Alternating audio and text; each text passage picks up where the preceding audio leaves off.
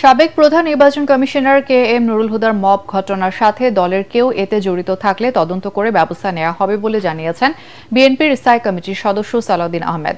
তিনি বলেন, BNP mob কালচারে বিশ্বাস করে না, আইনের শাসন প্রতিষ্ঠার সংগ্রাম করে যাচ্ছে। মব কালচারে বিশ্বাস করি না, আমরা আইনের শাসন প্রতিষ্ঠা করার জন্যই অবিরাম সংগ্রাম।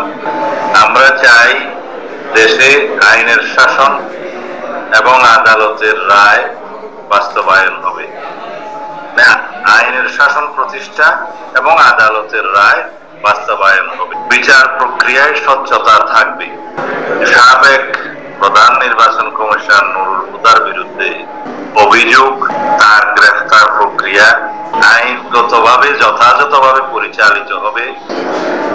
এটি একটি বিচ্ছিন্ন ঘটনা। যদি বিএনপির যে কোনো নেতা কর্মী এই ঘটনা জড়িত থাকে, তার বিরুদ্ধে আমরা ডিসিপ্লিনারি অ্যাকশন নেব।